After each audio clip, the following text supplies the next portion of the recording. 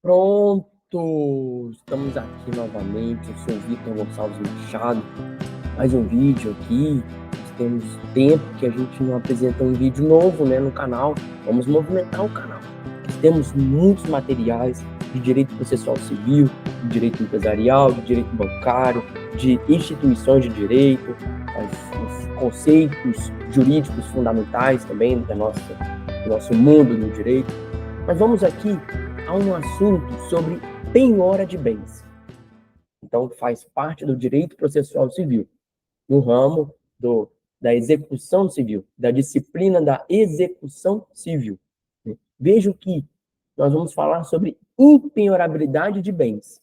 Impenhorabilidade de bens e de um projeto de lei de 2006 que ele já tinha sido aprovado nas casas legislativas, no Congresso Nacional, mas foi vetado pelo presidente da República. E vejam como que seria essa mudança de acordo com esse projeto de lei que foi vetado, que é o projeto de lei número 51 de 2006. Vamos lá, vamos dar uma olhadinha, então, no que foi feito e no que tratava esse projeto de lei. Primeira questão, nós vamos saber, e vocês que acompanham o canal já têm uma noção sobre penhora de bens e sobre impenhorabilidade de bens, vejam que por opção política, né, o nosso legislador, então o poder legislativo, ele colocou certos bens à categoria de impenhorável, né, os quais tendem a garantir a dignidade humana, né, o mínimo existencial da pessoa, né, o mínimo para garantir a sobrevivência dela e da família dela, e de outros princípios também ligados a essa dignidade humana, a essa dignidade da pessoa humana. Assim, nem todos os bens do devedor estão sujeitos à penhora, devendo ser respeitada a regra da impenhorabilidade de bens, que no Código de Processo Civil, o CPC, um novo CPC, mas nem tão novo assim, de 2015, ele traz no artigo 833, né, quais são os bens impenhoráveis. Aí no seu material, no vídeo, nós estamos conseguindo ver um quadro comparativo, como que era o CPC antigo, o CPC que vigorou até março de 2016, que era o Código de Processo Civil de 1973, e como é, aí de azulzinho, como que é hoje o Código de Processo Civil de 2015, a lei número 13.105 de 2015. São impenhoráveis. Veja aqui na cor azulzinha, artigo 833, inciso 1, os bens inalienáveis e os declarados por ato voluntário não sujeitos à execução. O inciso número 2, que fala sobre os móveis, os pertences e as utilidades domésticas que guarnecem a residência do executado, salvo de elevado valor, os que ultrapassam necessidades comuns, correspondentes ao médio padrão de vida.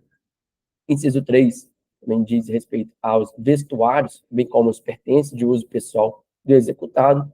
O inciso 4 muito interessante aqui, que fala sobre os vencimentos, fala também sobre os salários, né? Fala sobre os salários, fala sobre as remunerações, fala sobre aposentadoria também, sobre pensões, pecúlios, montepios, bem como as quantias recebidas por liberalidade de terceiro e destinada ao sustento do devedor e de sua família, os ganhos do trabalhador autônomo e os honorários profissional liberal. Então, vejo que esses bens são considerados impenhoráveis pela letra da lei, o artigo 833, inciso 4.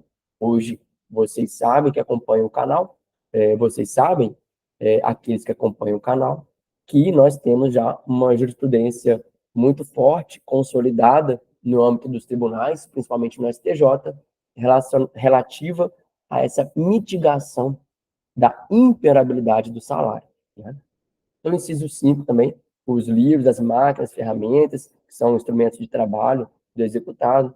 Inciso 6, o seguro de vida. Opa, só um minutinho. O inciso 7, os materiais necessários para obras em andamento, salvo se essas forem penhoradas. Inciso 8, a pequena propriedade rural, se definida em lei, desde que trabalhada pela família. Inciso 9, os recursos públicos recebidos por instituições privadas para aplicação compulsória em educação, saúde ou assistência social. Inciso 10. A quantia depositada em caderneta de poupança até o limite de 40 salários mínimos. Inciso 11. O recurso público do fundo partidário recebido por partido político. Inciso 12. Os critérios oriundos de alienação de unidades imobiliárias sob o regime de incorporação imobiliária vinculado à execução da obra. Vamos passar aqui esse slide, que agora nós vamos dar uma olhadinha nisso. No CPC antigo, de 1973, nós tínhamos um parágrafo terceiro que ia ser incluído por esse projeto de lei número 51, de 2006. Então, vejo que já tem quase 20 anos, né, desse projeto de lei número 51. E que não foi durante o código, não foi incluído ou não foi pensado pelo legislador durante a elaboração do novo código, não. Durante o Código de Processo Civil de 2015, não.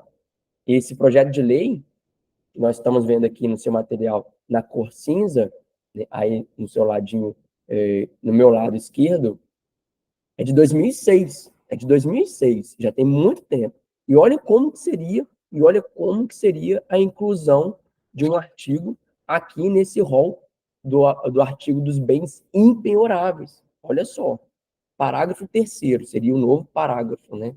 Parágrafo 3º, naquela época. Na hipótese do inciso 4 do caput desse artigo, será considerado penhorável. Então, vejam, inciso 4 do caput desse artigo é aquele inciso que fala dos salários, da remuneração, né, da aposentadoria, dos valores relativos a salário, a remuneração, que são, pela letra da lei, impenhoráveis, em tese, impenhoráveis. Na hipótese do inciso 4, será considerada penhorável até 40% do total recebido mensalmente acima de 20 salários mínimos. Acima de 20 salários mínimos, calculados após efetuados os descontos de imposto de renda retido na fonte, contribuição previdenciária oficial, o INSS, e outros descontos compulsórios. E olha só, o parágrafo único que viria nesse artigo que seria incluído, também pode ser penhorado o imóvel considerado bem de família, se de valor superior a 1.000 salários mínimos, caso em que, apurado o valor em dinheiro, a quantia até aquele limite será entregue ao executado sob cláusula de impenhorabilidade. Impenhorabilidade. Então, esse projeto de lei, ele tinha sido aprovado no Congresso Nacional. Seria admitido, desde 2006, expressamente previsto na lei, a penhora do salário, desde que acima de 20 salários mínimos, o que, a nosso ver, até razoável, né? Não, poderia ser menor que 20 salários mínimos? Poderia, mas já tinha sido escolhido um valor até razoável, até interessante. Imagine um devedor que recebe 25 salários mínimos, mas não deixa os seus bens em seu nome, ou não tem bens efetivamente em seu nome. Como fazer? Como fazer a penhora dos bens que não existem, ou como fazer a penhora desse salário dele, que, em regra, pela lei, em tese, pela letra da lei, é impenhorável, né? E vejam mais a questão da penhora do bem de família, quando superior a 1.000 salários mínimos, que me parecia e que me parece bem razoável também. O que me parece bem razoável também. Acima de R$ 1 milhão poderia ser penhorado. Me parece razoável, mas também eu vou lá e volto cá. Também é uma atitude bem drástica. Imagina o devedor perdendo a sua moradia, a sua residência, onde vive com a família, para uma dívida relativa a algum contrato que deixou de pagar, que deixou de honrar. Vejam só como que foi a resposta do presidente da República, então da sua assessoria jurídica, que colocou o veto nesses parágrafos que seriam incluídos na reforma processual de 2006. Abre aspas. O projeto de lei quebra o dogma da imperabilidade absoluta de todas as verbas de natureza alimentar. Na sistemática do projeto de lei, a imperabilidade é absoluta apenas até 20 salários mínimos líquidos.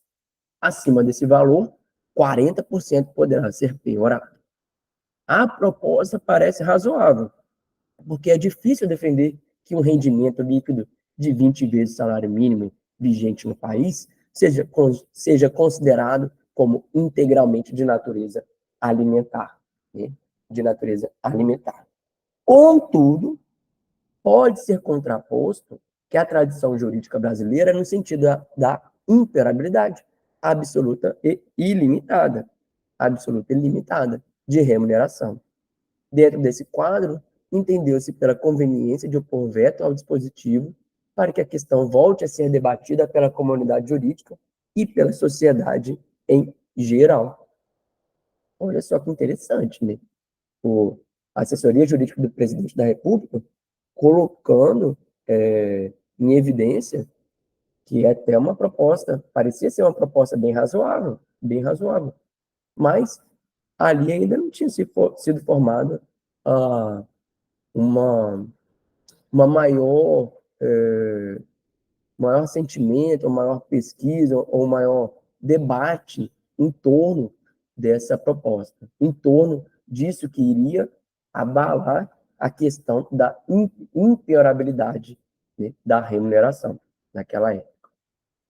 Continuando, na mesma linha, o projeto de lei quebrou o dogma da imperabilidade absoluta do bem de família, ao permitir que seja alienado ou de valor superior a 1.000 salários mínimos. Abre aspas aí para o que estava no projeto de lei, na verdade no artigo que seria incluído, caso em que, apurado o valor em dinheiro, a quantia até aquele limite será entregue ao executado sob cláusula de imperabilidade. Apesar de razoável, de novo defendendo a razoabilidade, vejam só, a proposta quebra a tradição surgida com a lei número 8.009 de 1990, que dispõe sobre a imperabilidade do bem de família, no sentido da imperabilidade do bem de família, independentemente do valor. Novamente, avaliou-se que o vulto da controvérsia em torno da matéria torna conveniente a reabertura do debate a respeito, mediante mediante o veto ao dispositivo. Então, vejam só, esse debate foi feito novamente, foi colocado em pauta novamente no Congresso Nacional? Não tenho notícia. É um debate interessante de ser feito? É um debate interessante. Infelizmente, não tivemos uma oportunidade de fazê-lo quando da elaboração do Código de Processo Civil de 2015, o atual Código de Processo Civil de 2015.